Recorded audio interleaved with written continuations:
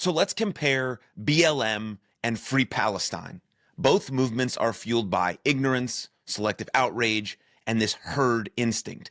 These two movements are one and the same, BLM and Free Palestine. Society has kind of forgotten about BLM. Why? Because it's no longer the trend that can be used as a band-aid to potentially cover up the meaninglessness and disappointment that are some people's lives.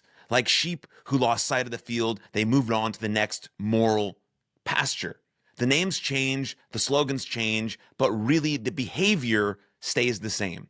Superficial outrage with zero understanding, all emotion and no thought, driven not by truth or genuine compassion, but by a desperate need to belong. And all human beings have that sense of belonging. So it makes sense, but it's a chance to feel righteous without the burden of thinking deeply about something complicated. It's nothing but a quick fix for the spiritually and potentially intellectually bankrupt, right? As Dr. Jordan Peterson says, it's unearned moral virtue, unearned moral virtue. So in this episode, I want to examine both of these movements, BLM and Free Palestine, and hopefully provide some understanding of how they're both part of the same hive mind. Both BLM and pro-Palestine movements erupted with mass online solidarity, often from people who hadn't read a single book or policy paper related to either cause. And so instead,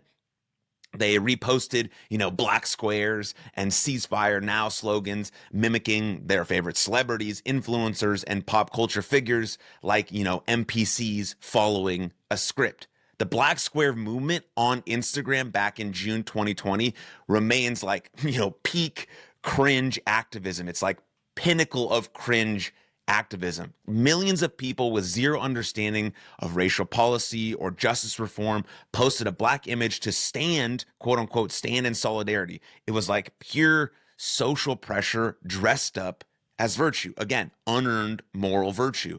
Amidst all the crying and outrage, one of the biggest ironies of the BLM movement was how it ignored the full picture. The narrative made it seem like police were the greatest threat to Black Americans, but the data tells a different story. According to the FBI and the DOJ stats, Black Americans commit a disproportionate amount of violent crime and are far more likely to die from Black on Black violence than police encounters. In 2019, over 50% of homicide offenders were Black. Most of the victims were also Black. Police killings, of course, tragic, terrible, should never happen, were a small fraction by comparison. And so these facts were sort of inconvenient, so they were ignored. The outrage was never about the full truth. It was about a simplified story people could latch onto. Obviously, there are real racists and bigots in America. Obviously, there's an issue with crime and police brutality. Obviously, there are things that do need to be addressed, but we can't be addressed without understanding the full picture. Obviously, there are real racists and real bigots in America. It needs to be addressed, but the full picture has to be understood before you can tackle it specifically. So I would refer you to Roland Fryer for a more in-depth analysis on race and policing. He's the expert on the issue. And so then, as some predicted, the unhinged outrage of the BLM movement, supposedly that was against racism, ended up being guilty of the very thing it claimed to oppose. Then we fast forward to October 7th, 2023. Hamas commits an unprovoked mass slaughter atrocity, and the global reaction within days, the narrative shifted away from Hamas atrocities to Israel being the alleged genocidal state. Once again, facts were trampled by slogans. Genocide sort of became and is still right now to this day like a buzzword, endlessly echoed without historical, legal, or strategic grounding. No subtlety, no grasp of military disparities, just performative rage. Gaza became the latest moral badge for online activists and that sort of person in the social justice warriors. The genocide and the dead children narrative pushed by the loudest pro-Palestine voices echoes an old, dangerous pattern of blood libel repackaged for the digital age. Of course, just like there are real racists and bigots, like any sort of dead children anywhere in the world is a tragedy, is horrible, and we never ever want to see it. But context matters. The full picture matters. For centuries, Jews were falsely accused of murdering children, often as a pretext for hatred and violence. Today, the same emotional trigger is used to smear Israel with graphic images and slogans designed to provoke outrage, not understanding. But the numbers aren't what they seem.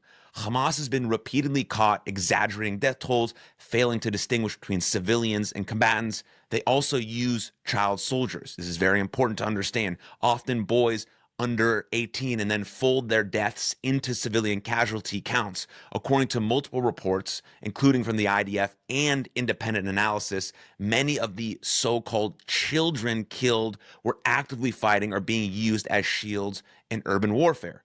Just to be clear, this is sickening regardless of how you put it, but it's important to talk about and understand the truth. It must be understood to get the full context, not just something you can claim that you understand through one infographic or whatever you see on TikTok. So when you weaponize grief without context, you revive one of history's oldest anti-Semitic myths under the guise of human rights. And yet many would be aware or wouldn't even care to be aware of it because being virtuous ironically omits truth. Again, Dr. Jordan Peterson, unearned moral virtue. In the case of both BLM and Free Palestine, the underlying psychology is identical. You have herd mentality, you have a desire for belonging, you have low effort moral superiority, and you have projection of personal emptiness onto global issues. What we saw both in 2020 and in 2023 and currently happening as I speak was a mass psychological event. The dopamine hit of being on the right side of history replaced actual thinking. People didn't study, debate, or question. They followed. They followed because following felt good. The result was sort of unhinged destruction. In the BLM era, it was like over $2 billion worth of property damage, dozens dead, defunded police departments, rising crime, and literally no measurable improvement in Black lives, which was the whole point of the movement to begin with.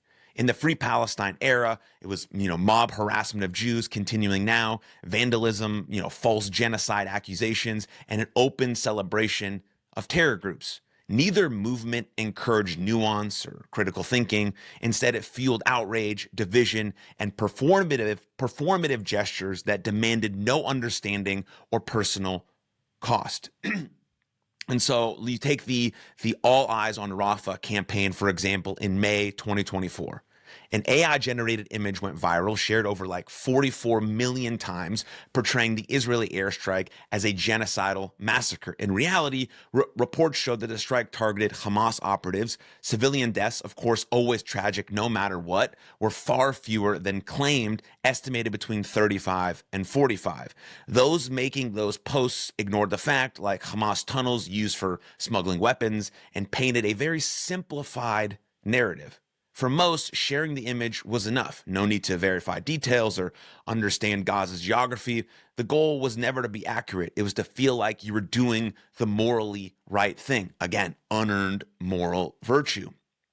These moments absolutely exposed how frighteningly easy it is to manipulate the average person with the right blend of like emotion, repetition, and social pressure. Right? Influencers and celebrities posted slogans. TikTok is absolutely flooded with infographics stripped of context, but like super rich in emotion. The algorithm rewarded outrage, not accuracy.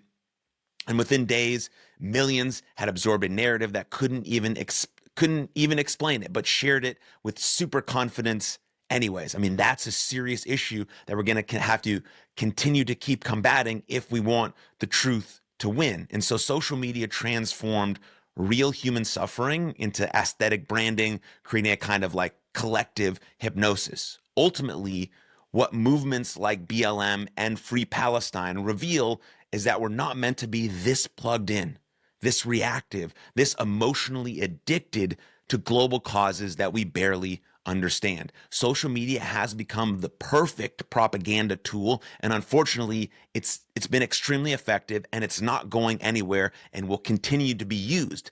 It has exposed people's willingness to follow the crowd, to abandon critical thinking, and to outsource their beliefs to whatever trend dominates the feed. And so in this attention economy, discernment and critical thinking are superpowers. And thank you for your time and attention.